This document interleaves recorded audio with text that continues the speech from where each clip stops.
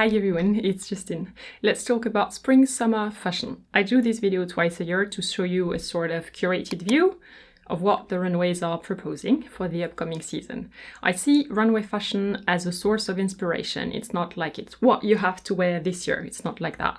You have a look, pick what works for you, the ideas that you like, and just leave the rest. If you do want to integrate some of what you will see to your wardrobe, I will also explain how to make these trends, these ideas, more wearable in real life, so to speak. The boards that you will see in the video can be downloaded on my website for free. I will put the link in the video description.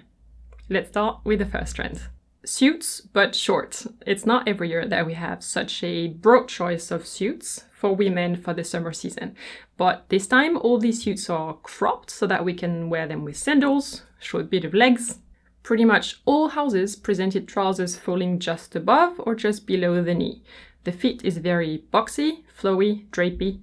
The jackets are oversized and extra long, as in hip level or even longer. Michael Kors has the menswear-inspired version, made more feminine by its hinged waist. Tod's and Givenchy show cleavage and pair their suits with flat sandals to keep it tuned down. The Max Mara lady is wearing the three-piece version, all fabric matched. A bit schoolboy-like, but then the makeup and the shoes remind us that, no, she's not a schoolboy after all.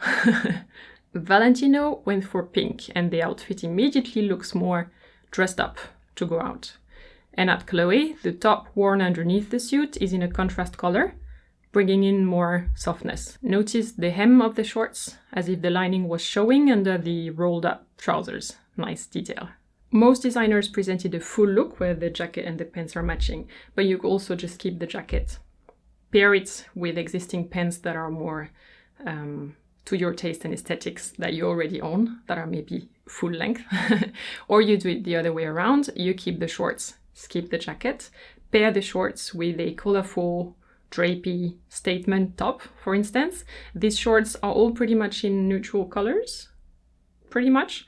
So they're easy to integrate into an existing wardrobe. They can work with many different colors that you already wear. Bra tops is the next trend. I know what you're thinking, but then on a second thought, going to the gym, getting in shape is getting more and more popular at the moment. It's all the rage to have a six-pack. Once you have these nice abs, the next logical step is that you want to show them. So you crop your top. The top on the left can't really be worn without something on top. The Dior one, with pretty details by the way, goes with the straw hat it's combined with, maybe not in a city, but at the beach, why not? The Givenchy one, satin and leather, is very femme fatale. A way to make such a top more wearable is to combine it with a jacket. At Jacquemus, the sexiness of the top is offset by how oversized the jacket and the pants are. Overall, the look seems more casual. At Jason Wu, the jacket is more feminine, and it's true that if you make the look all black, like on the right, it looks more business appropriate than the version with flowers. Would you wear that? Maybe a bit short, maybe not that much business appropriate. I know when I see crop top like this, bra tops kind of on the street, they're usually a bit longer. They're like halfway between the bust and the belly button, somewhere there. Next trend, vests. It doesn't have to have buttons on the front, but the key item this season, judging by the runways, is a vest. The typical tailoring vest was shown at Saint Laurent, worn as a top with nothing underneath, buttoned down. At Sacai and Hermes, the vest matches the longer garment worn underneath and gives the look more structure. I must say I love that Hermes photo. The garment has the perfect color for her undertone. The shoes, the floor and the background harmonize. It's a masterpiece of a color palette. That's why the photo looks amazing and why the runway choice really matters when you're showing clothes. At Vuitton, Celine and Etro, the vest is an accessory. The outfit doesn't really need it, but it adds style. The best example is the photo on the right. There the vest is adding contrast, texture and pattern when combined with the plain fabric. You see that a vest like this can be paired with pants, with jeans, with a dress, with a skirt. Very versatile. It's also a great piece for layering, so you can actually wear a vest in all seasons. Now let's talk about colors. Neon acid colors. Look at me colors. We like a bold statement and women who dress in a way that looks confident. Also, This kind of color and full monochromatic outfit reminds me of the Y2K trend at the end of the 90s. I've talked about that 2 videos ago. The boldest is on the left, coming from Valentino, known for subtle feminine colors. It's even a bit of a surprise. The belt and the hardware are also matching the color. The shoes are kept low case to maintain the attention all on the dress. To tune that down, you could wear a neon color as an underlayer and add crochet, lace, organza, or anything see-through on top. That's the Marnie method. You could combine several neon colors, like at Christopher Kane and Roxanda. You could break the look by wearing a neon piece together with muted colors, which is what Jacques Mus did. Or you can use just a hint of neon. Then it's an accent color, like any other. It's much less in your face. On the right, you see that suggestion by Victoria Beckham. Neon and acid colors are complicated. They really have to match your undertone, otherwise the color will look more off next to your face than regular colors. To be tried on in good daylight before you shop.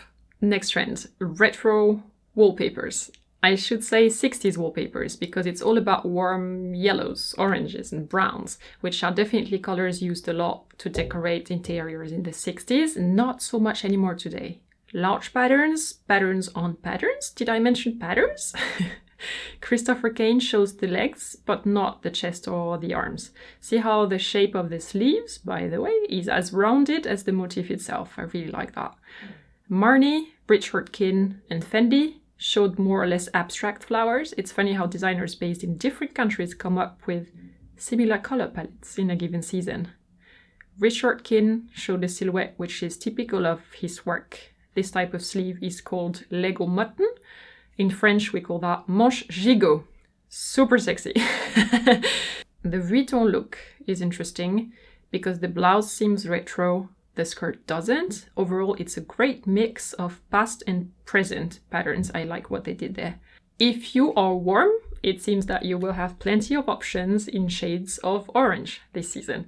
Unfortunately for me, orange is not at all my color, but oh well, next year. Then we have the return of the scarf, worn all over. I love that one.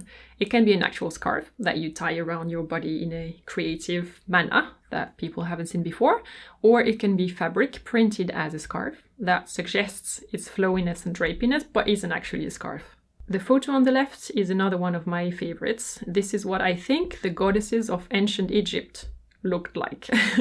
Feminine and powerful. The next photos present scarves tied somewhere, as a dress at Preen, as a skirt at Burberry, as a top at Bottega Veneta. You see a knot, so you think it's a scarf, but no, each one is a way more complex cut with several pattern pieces.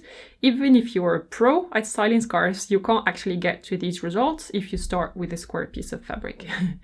Altuzarra is using the pointy part of the scarves very nicely. I'm guessing the dress is cut on the bias, which is super hard to sew. And Erdem used the scarf more traditionally as an accessory of contrasting color, but in an asymmetrical way. I've made a video demonstrating 20 different ways of tying a scarf. If you own one that is a square or a rectangle, you'll find the video useful. It has already been watched 1.7 million times. It's one of the most watched videos on this channel.